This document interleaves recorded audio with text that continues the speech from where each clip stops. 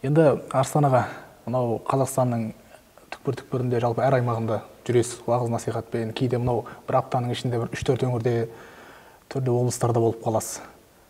Енді сіз бармаған елді мекен, қала кем-де-кем шығар деп ойлаймын өзім. Жалпы көп жерде жүресіз, өзіңіз бір сұхбатыңызда айтып қалған едіңіз, имам барлық жерде жүру керек.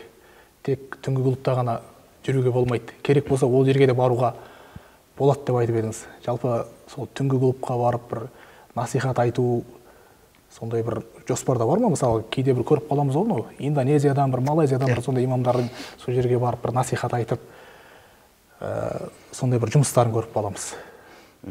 Алла тағаланың қалауымен бір өзі ниетке байланысты дейді ғой, ниетке байланысты дейді ғой. Сол түнгі клубтарға кіріп, соларға уағыз айтсақ па деп ойладым.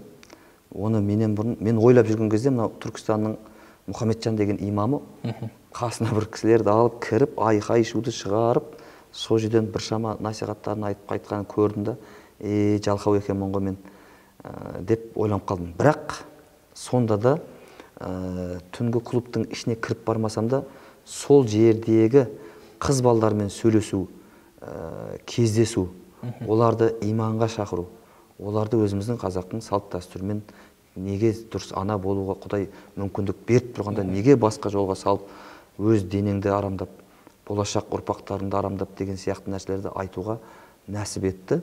Бір емес, ондай бірнеше кісілермен кездестік, Алла тағаланың қалауымен. Соның арасында менің жамағатым, менің достарым да бар ғой.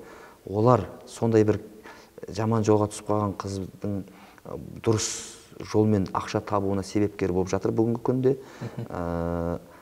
Кәсіп істеуге, оқуға ақша бөлініп, оқытып, арғай бір кәсіп меңгеріп кету үшін жұмыстар жасалынып жатыр. Аллаға шүкір. Бірақ енді ол нәрсені біз түсіргіміз келмеді. Ондай нәрселерді эфирге, интернетке деген сияқты. Алланың қалауымен бірнеше қыздардың райынан қайтқаннан хабарымыз бар. Енді бірақ әлі аппақ шапанымызды киіп алып, кіріп бар деген сияқты әлі ол деңгейге жете алмай тұрмыз. Реті келсе, ол жерге де кіріп, ондай жерге де тек менің ғана міндетім емес қой, барлық қазақтың жігіттері өзінің қыздарына, әулетіндегі қыздарына ие болу керек қой. Ие болу керек қой негізінде. Әрине. Тек қана имам міндет емес қой.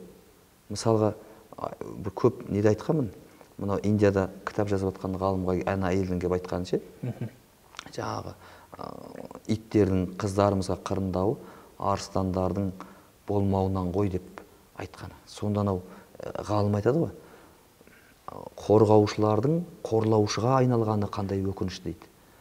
Сөйтсек, Алла тағала әрбір ер азаматты әйел балдарын қорғау үшін жаратқандығы жөнінде әрижалу қауымына аля ниса деп келген аятта қорғаушы, билеуші, қараушы, бағушы деген мағына береді ғой енді.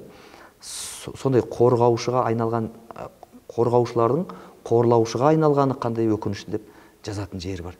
Мен ондай жаман жүріске түсіп кеткен қыздардың бәрін кінәлай алмаймын. Негізі ата-ана кінәлі соған. Және сол үйдегі ер азаматтар, ана қарындас әпкесі қайда барып жатыр, не істеп жатыр, кіммен жүр, қайда жүр, күн батқанда неғып жүр көшеде.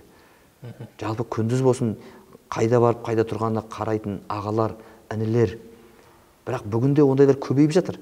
Бірақ барлық қазақтың баласы істеп жатыр деп айтамаймын да. Қарындас әпшелеріне, апаларына қарап отқан жігіттеріміз жоқ емес, бар.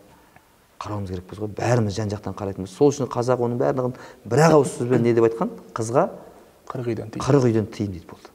Бір имамның міндеті емес екен ғой, бәрінің міндеті ғой. Бәрінің міндеті ғой.